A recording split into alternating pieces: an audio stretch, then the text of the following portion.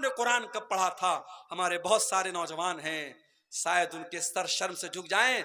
आखिरी बार उन्होंने रमजान में कुरान को छुआ था, उसके बाद कुरान को छूने की नौबत नहीं आई थी। ये कुरान भी तो अल्लाह का मैसेज है, ये कुरान भी तो अल्लाह का पैगाम है। कल कयामत के दिन अल्लाह पूछेगा, मेरे बंदे मेरा मैसेज तेरे घर में पड़ा था, मेरा पैगाम तेरे घर में पड़ा था, मेरी किताब तेरे घर में पड़ी थी, तूने कभी नहीं समझा, तूने कभी नहीं पढ़ा, तूने कभी गौर नहीं किया, कभी उस कुरान को समझने की कोशिश नहीं की। मेरे प्यारे साथियों, उस पर के जिसने बेकसों की दस्तगीरी की, सलाम उस पर के जिसने बादशाही में फकीरी की, सलाम उस पर के असरारे मोहब्बत जिसने सिखलाए, सलाम उस पर के जिसने जख्म खाकर फूल बरसाए, सलाम उस पर के जिसने खून के प्यासों को क़बाएं दी, सलाम उस पर के जिसने गालियां सुनकर दुआएं दी,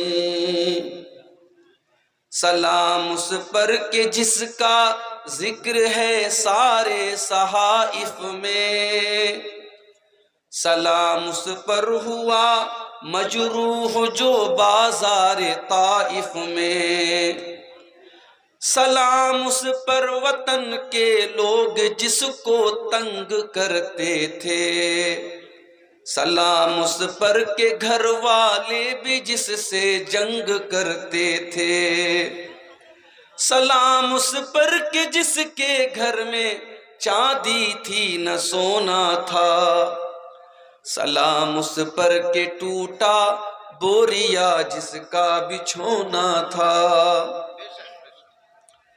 सलाम उस पर जो सच्चाई की खातिर दुख उठाता था, सलाम उस पर जो भूखा रह के औरों को खिलाता था, सलाम उस पर जो उम्मत के लिए रातों को रोता था, सलाम उस पर जो फर्शे खाक पर जाड़े में सोता था, सलाम उस पर जो दुनिया के लिए रहमत ही रहमत है, सलाम उस पर के जिसकी जात फख्रे आदमियत है, सलाम उस पर के जिसने झोलियां भर दी फकीरों की, सलाम उस पर के मशकें खोल दी जिसने असीरों की, सलाम उस पर के जिसकी चांद तारों ने गवाही दी,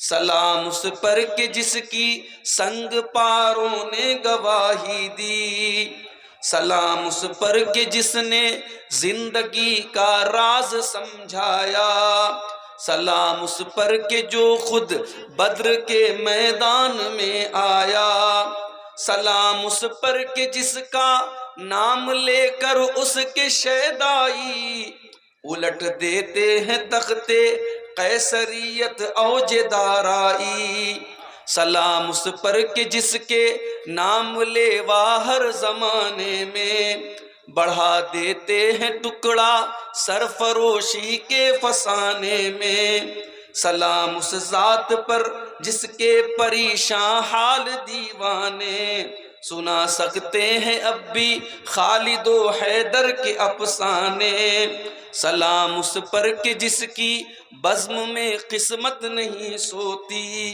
दरूद उस पर के जिसके जिक्र से सहरी नहीं होती, दरूद उस पर के जिसके तज़करे हैं पाक बाजों में, दरूद उस पर के जिसका नाम लेते हैं नमाजों में, दरूद उस पर जिसे शम्ए शबिस्ताने अज़ल कहिए, दरूद उस ज़ात पर फ़ख्रे बनी आदम जिसे कहिए, दरूद उस पर सलाम उस पर सलाम उस पर दरूद उस पर। अल्लाहुम्मा सल्लि व सल्लिम व बारिक अलैहि। सदर मोहतरम, नाज़िब इजलास, मोहतरम बुजुर्गों, नौजवान साथियों, माँओं और बहनों, प्यारे बच्चों, आज का ये प्रोग्राम काफ़ी पहले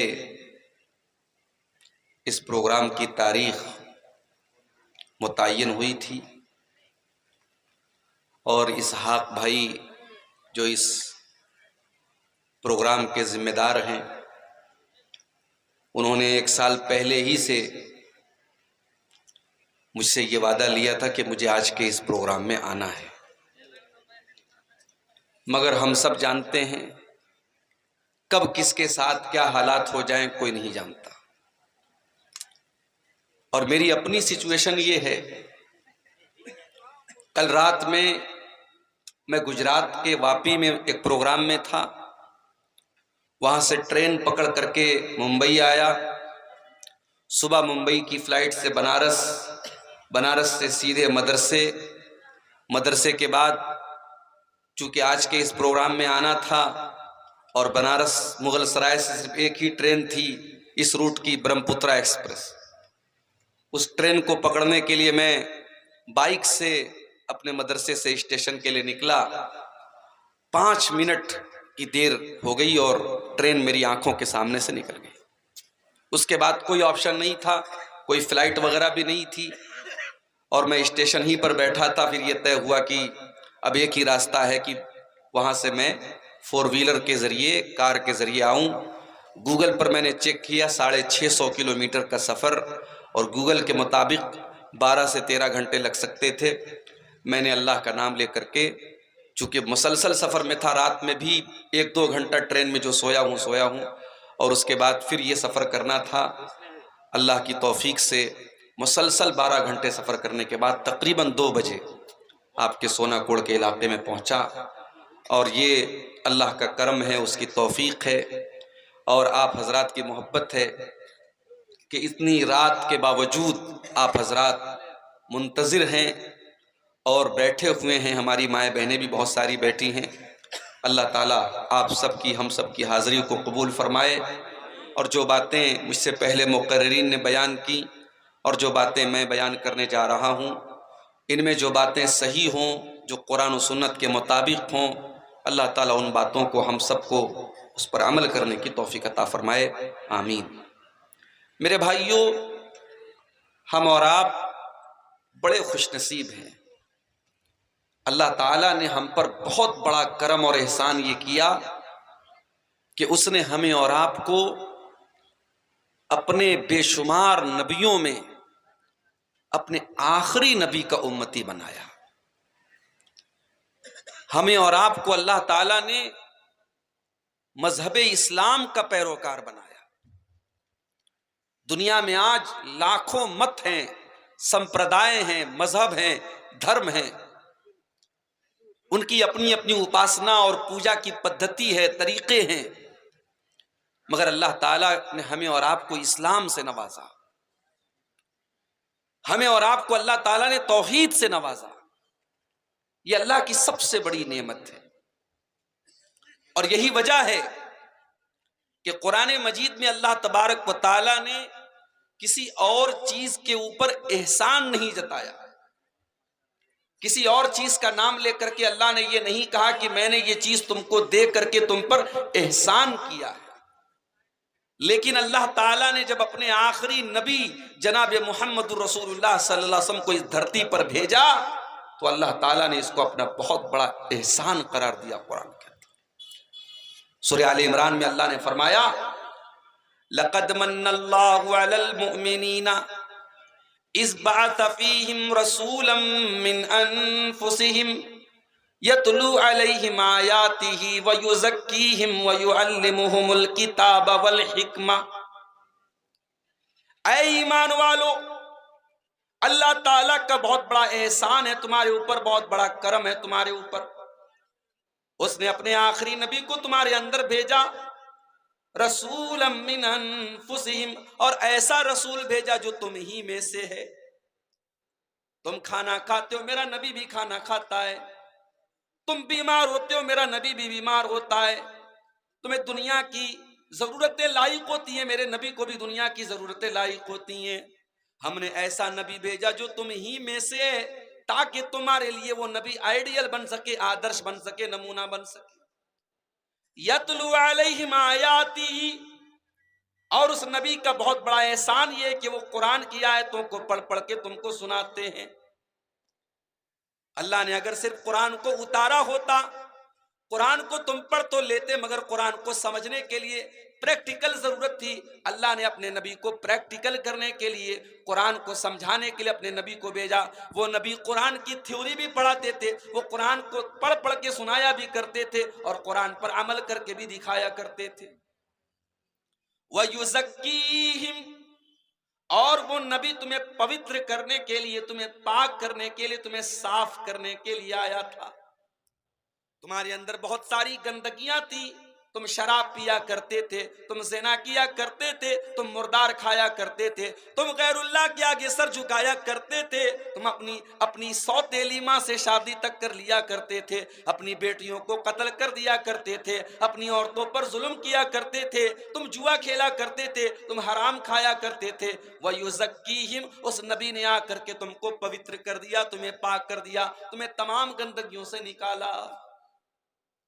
वयुअल्लिमुहुमुल किताब वल हिक्मा, और उस नबी का तीसरा काम यह है, वो नबी तुम्हारे लिए टीचर बन करके आए, तुम्हें तालीम देने के लिए आए। वो कुरान के टीचर बन करके आए, वो हदीस के टीचर बन करके आए। हमारे नबी टीचर थे, मुअल्लिम थे। आपने हमें किताब और सुन्नत की तालीम दी है। यह अलग बात है, जिस नबी को अल्लाह ने टीचर कहा, मुअल्लिम कहा, और जिस नबी के ऊपर कुरान की पहली आयत इकरा के जरिए नाजिल हुई कि ऐ नबी आप पढ़िए, उस नबी के उम्मतियों का हाल आज क्या है। आज भारत की सरजमीन पर, आज भारत की धरती पर मुसलमान दुनिया की तालीम में भी बहुत पीछे और दीन की तालीम में भी बहुत पीछे है। मुसलमानों की बस्तियों में आप चले जाएं, ढंग के स्कूल नहीं, ढंग के मदरसे नहीं, कॉलेजेस नहीं, यूनिवर्सिटीज नहीं। मुसलमानों की बस्तियों की पहचान साउथ से लेकर के नॉर्थ तक, और वेस्ट से लेकर के ईस्ट तक, और कश्मीर से लेकर के कन्याकुमारी तक मुसलमानों की पहचान है बिरयानी की और कबाब की और पराठे की और तरह तरह के खाने पीने की चीजों से। मेरे भाइयों, मुसलमानों के इलाके खाने पीने के शौक से पहचाने जाते हैं। मुसलमान तालीम के लिए, कोचिंग सेंटर के लिए, इदारों के लिए और तालीम के लिए बहुत कम जाना जाता है। ये बड़े अफसोस की बात है। हमारे नबी मुअल्लिम थे, हमारे नबी टीचर थे, हमारे नबी दुनिया को तालीम देने आए थे, दुनिया को जहालत से निकाल करके इल्म की रोशनी देने आए थे। हम उस नबी के उम्मती हैं मेरे प्यारे भाई। उस नबी का मकाम यह है, उस नबी की अजमत यह है कि अल्लाह तबारक व तआला ने जितने नबियों को दुनिया में भेजा, हर नबी से अल्लाह ताला ने एग्रीमेंट लिया, हर नबी से अल्लाह ताला ने वादा करवाया कि अगर मेरा आखिरी नबी तुम्हारी जिंदगी में आएगा तो तुम मेरे आखिरी नबी को फॉलो करोगे, मेरे आखिरी नबी पर ईमान लाओगे, मेरे आखिरी नबी का सपोर्ट करोगे। इसकी दलील क्या है? अल्लाह सूरह आल इमरान में फरमाता है, व इज़ा अख़ज़ल्लाहु मीसाक़न नबिय्यीना लमा आतैतुकुम मिन किताबिन व हिक्मा। अल्लाह ताला ने तमाम नबियों से एग्रीमेंट लिया, वादा लिया, ऐ मेरे नबियों, ऐ मेरे रसूलों, मैंने तुमको अपनी किताब दी है, मैंने तुमको नबी बनाया है। सुम्मा जाअकुम रसूलुम मुसद्दिक़ुल लिमा माअकुम। ऐ मेरे नबियों, अगर तुम्हारी जिंदगी में हमारा आखिरी नबी आ जाए जो तुम्हारी शरीयतों की तस्दीक करने वाला होगा, लतुमिनुन्न बिही व लतंसुरुन्नहु, तो तुम वादा करो कि तुम मेरे आखिरी नबी की मदद करोगे, तुम उसके ऊपर ईमान लाओगे। काला अक़ररतुम व अख़ज़्तुम अला ज़ालिकुम इसरी। अल्लाह ने सारे नबियों से ये एग्रीमेंट लिया कि क्या तुम इस बात का इकरार करते हो, क्या तुम इस बात पर हामी भरते हो? सारे नबियों ने कहा कालू अक़ररना, हाँ अल्लाह में इकरार करते हैं। काला फशहदू व अना माकुम मिनश शाहिदीन। अल्लाह ने फरमाया तुम गवाह रहना और मैं भी गवाह हूं कि अगर मेरा आखिरी नबी तुम्हारी जिंदगी में आ जाए तो तुम उसके ऊपर ईमान ले आओ। ये हमारे नबी का मकाम है मेरे भाई। अगर हमारे नबी की जिंदगी में अगर कोई दूसरा नबी भी आ जाता अगर किसी दूसरे नबी की जिंदगी में अगर अल्लाह के आखिरी नबी आ जाते तो उस नबी को भी हमारे नबी की पैरवी करना पड़ता। ये मकाम है मेरे नबी का। आज लोग अपने बुजुर्गों की बात पर, अपने पीरों की बात पर, अपने इमामों की बात पर, अपने बड़ों की बात पर अल्लाह के रसूल की बात को ठुकरा देते हैं। मेरे भाइयों, ऐसे लोगों को अपनी ईमान की खैर मनानी चाहिए। नबी की बात जहां आ जाए, नबी का फरमान जहां आ जाए, वहां फिर अपना दिमाग, अपनी अक्ल, अपनी मंतिक, अपनी लॉजिक मत लगाओ मेरे भाई। हजरत उमर फारूक को देखिए। एक मर्तबा हजरत उमर फारूक तौरात का एक नुस्खा लाते हैं और उसको अल्लाह के नबी के सामने ला करके पढ़ने लगते हैं। अल्लाह के नबी का चेहरा गुस्से से लाल हो जाता है। अबू बकर सिद्दीक कहते हैं, क्या है उमर, क्या तुम अल्लाह के नबी का चेहरा नहीं देख रहे हो? देखो अल्लाह के रसूल कितने गुस्से में हैं। हजरत उमर फारूक ने जब नबी का चेहरा देखा, तौरात के उस नुस्खे को जमीन पर डाल दिया और फौरन अदब के साथ कहने लगे, औज़ु बिल्लाहि मिन गज़बिल्लाह, मैं अल्लाह की पनाह चाहता हूँ अल्लाह के गजब से। रज़ीतु बिल्लाहि रब्बा व बि मुहम्मदिन रसूला व बिल इस्लाम दीना, मैं अल्लाह को अपना रब मानता हूँ, मैं मोहम्मद को अपना रसूल मानता हूँ, मैं इस्लाम को अपना दीन मानता हूँ। आपने फरमाया, वल्लज़ी नफ्सु मुहम्मदिन बियदिही, ऐ उमर उस अल्लाह की कसम जिसके हाथ में मोहम्मद की जान है, लौ बदा लकुम मूसा, अगर आज हजरत मूसा भी जिंदा हो जाएं, अगर आज हजरत मूसा भी आ जाएं और तुम मुझे छोड़ करके मूसा अलैहिस्सलाम की पैरवी करने लगो, लज़ललतुम अन सवाई सबील, तो तुम सीधे रास्ते से भटक जाओगे, तुम सिराते मुस्तकीम से भटक जाओगे। पता ये चला कि जब नबी के रहते हुए हजरत मूसा अलैहिस्सलाम जैसे पैगंबर की नहीं चल सकती तो किसी उम्मती की कैसे चलेगी मेरे भाई। इसलिए बात नोट कर लो कि अल्लाह के आखिरी नबी के आने के बाद अब अगर किसी को जन्नत में जाना है, किसी को अल्लाह क्या कामयाब होना है, अल्लाह के जहन्नम से बचना है, तो उसे अल्लाह के आखिरी नबी का कलमा पढ़ना पड़ेगा और आपके ऊपर ईमान लाना पड़ेगा। यहां तक कि अगर कोई तौहीद का कायल है, कोई एक अल्लाह के आगे सर झुकाता है, लेकिन अगर वो मोहम्मद रसूलुल्लाह सल्लल्लाहु अलैहि वसल्लम का कलमा नहीं पढ़ता है तो वो नजात नहीं पा सकता है।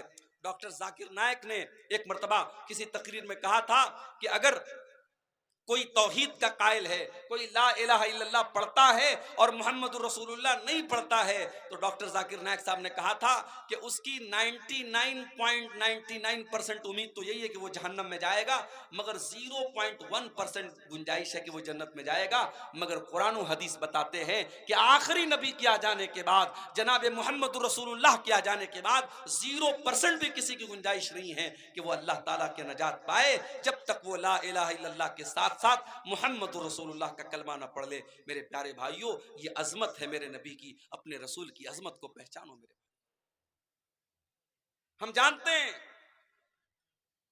मुसलमान खाने काबा की तरफ नमाज पढ़ने से पहले किधर की तरफ मुंह करके नमाज पढ़ते थे? बैतुल मुकद्दस की तरफ। वही बैतुल मुकद्दस जो आज यहूदियों के कब्जे में है, वही बैतुल मुकद्दस जहां हमारे मजलूम फलस्तीनी भाइयों को मारा जा रहा है, उनके बच्चों को, उनकी औरतों को मारा जा रहा है, उसी बैतुल मुकद्दस की तरफ चेहरा करके अल्लाह के नबी नमाज पढ़ते थे। मगर आपके दिल में यह तमन्ना थी, आपका दिल चाहता था कि अल्लाह तबारक व तआला खाने काबा को हमारा किबला बना दे, मस्जिद हराम को हमारा किबला बना दे। अल्लाह के नबी अपनी जुबान से ये बात नहीं कह रहे, आपके दिल में ये इरादा है, आपके दिल की ये ख्वाहिश है, आपकी इच्छा ये है। अल्लाह ताला अपने नबी से कितनी मोहब्बत करता है मेरे प्यारे साथियों, जिस बात को नबी अपनी जुबान पर भी नहीं लाए, सिर्फ नबी के दिल में ये इरादा चल रहा था। अल्लाह ने कुरान में फरमाया, कद नरा तकल्लुब वजहिका फिस समा फलनुवल्लियन्नका क़िबलतन तर्दाहा। ऐ नबी, जब आप नमाज पढ़ते हैं और बार बार आसमान की तरफ देख करके आप इंतजार करते हैं कि ऐ अल्लाह तेरा कोई हुक्म ऐसा आ जाए, हमारा किबला बदल दिया जाए, हमारा किबला खाने काबा को बना दिया जाए। ऐ नबी, अल्लाह ताला आपकी नजर को देख रहा है, आपके दिल की ख्वाहिशात को देख रहा है। फवल्ली वजहका शत्रल मस्जिदिल हराम। ऐ नबी जाइए, अल्लाह ताला आपकी ख्वाहिश को पूरा कर रहा है। अब आज के बाद से मुसलमानों को हुक्म दिया जा रहा है, उनको नमाज में किबला खाने काबा को बनाना है, उनको खाने काबा की तरफ मुंह करके नमाज पढ़ना है। ये मकाम है हमारे नबी का। हमारे नबी के दिल की जो ख्वाहिश थी, अल्लाह ताला ने उस ख्वाहिश को पूरा कर दिया मेरे प्यारे। पूरा कुरान आप उठाइए, अल्लाह ने मूसा अलैहिस्सलाम का नाम लिया, कहा या मूसा। ईसा अलैहिस्सलाम को पुकारा, कहा या ईसा। दाऊद अलैहिस्सलाम को पुकारा, कहा या दाऊदू। लेकिन पूरे कुरान में कहीं पर आपको या मोहम्मद नहीं मिलेगा। अल्लाह ने अपने आखिरी नबी को जब भी पुकारा, या अय्युहन नबी कहा, या अय्युहर रसूल कहा, या अय्युहल मुद्दस्सिर कहा, या अय्युहल मुज़म्मिल कहा। ये अजमत है उस आखिरी नबी की, ये मकाम है उस आखिरी नबी का। उस नबी का मकाम तो यह है मेरे प्यारे भाइयों, जब अल्लाह के नबी मेराज के सफर पे जाते हैं, बैतुल मुक़द्दस में आप पहुंचते हैं, आप फरमाते हैं राइतुनी फी जमाअतिन मिनल अंबिया, मैंने देखा कि वहां बहुत सारे अंबिया की जमात मौजूद है। आदम अलैहिस्सलाम मौजूद है, इब्राहिम अलैहिस्सलाम मौजूद है, नूह अलैहिस्सलाम मौजूद है, इसहाक अलैहिस्सलाम मौजूद है। वहां बहुत सारे नबियों की जमात को मैंने देखा। फहानतिस सलाह, इतने में वहां नमाज का टाइम हो गया। सारे नबियों ने कहा आज हमारा इमाम अगर कोई है तो जनाब मोहम्मद रसूलुल्लाह सल्लल्लाहु अलैहि वसल्लम है। सारे नबियों ने अल्लाह के नबी को इमामत के लिए आगे बढ़ाया। फ़अममतुहुम, और अल्लाह के नबी ने उन सारे नबियों को नमाज पढ़ाई। ये है हमारे नबी की अज़मत। नबियों की इमामत आपने कराई है, आप नबियों के इमाम हैं, इमामुल अंबिया हैं, इमाम कायनात है मेरे प्यारे साथियों। हमारे नबी की शान ये है कि आप अल्लाह के आखिरी नबी हैं। आपके बाद अब दुनिया में जो भी नबी बनने का दावा करेगा वो मक्कार माना जाएगा, वो दज्जाल माना जाएगा, वो झूठा माना जाएगा। अल्लाह के नबी के बाद अब कोई नबी नहीं आ सकता। मा काना मुहम्मदुन अबा अहदिम मिर रिजालिकुम वलाकिन रसूलुल्लाहि व खातमन नबिय्यीन। मोहम्मद तुम में से किसी मर्द के बाप नहीं है। क्या मतलब? अल्लाह के नबी के जितने लड़के पैदा हुए, जितने बेटे पैदा हुए, सब बचपन में इंतकाल कर गए। कोई लड़का आपका जवान नहीं हुआ, कोई बेटा आपका जवान नहीं हुआ। हाँ, एक बच्चे को आपने पाला था, कोई उसका नाम बता सकता है? एक बच्चे को आपने पाला था, उनका नाम था ज़ैद बिन हारिसा रज़ी अल्लाह ताला। उनकी आपने परवरिश की थी। और उस जमाने में दस्तूर यह था कि अगर कोई किसी बच्चे को पाल लेता था तो वो उसके सगे बाप, उसका सगा बाप माना जाता था और वल्दियत में उसी का नाम लिया जाता था। जब हजरत ज़ैद जवान हुए तो लोग उनको ज़ैद बिन मोहम्मद कहने लगे, अल्लाह के नबी का बेटा कहने लगे। हजरत ज़ैद की शादी होती है हजरत ज़ैनब के साथ, मियाँ बीवी में बन नहीं पाती है, तलाक हो जाती है। जब वो अपनी बीवी को तलाक दे देते हैं, अल्लाह ताला हुक्म देता अपने आखिरी नबी को कि ऐ नबी अब आप ज़ैनब से शादी कर लें। बड़े गौर से सुनना, उस जमाने के दस्तूर के मुताबिक हजरत ज़ैद अल्लाह के नबी के बेटे की हैसियत रखते थे और उनकी बीवी अल्लाह के रसूल की बहू की हैसियत रखती थी। और अल्लाह ने हुक्म दे दिया कि ऐ मेरे नबी, आपको हम हुक्म दे रहे हैं आप ज़ैनब के साथ शादी कर ले। अल्लाह के नबी भी डर गए। आपको भी लगा कि लोग क्या कहेंगे कि मैंने बहू के साथ शादी कर ली। अल्लाह ने फरमाया व तख्शन्नासा वल्लाहु अहक्कु अन तख्शा। ऐ नबी, जब हमने हुक्म दे दिया तो लोगों से डरने की जरूरत नहीं है, अल्लाह से डरो।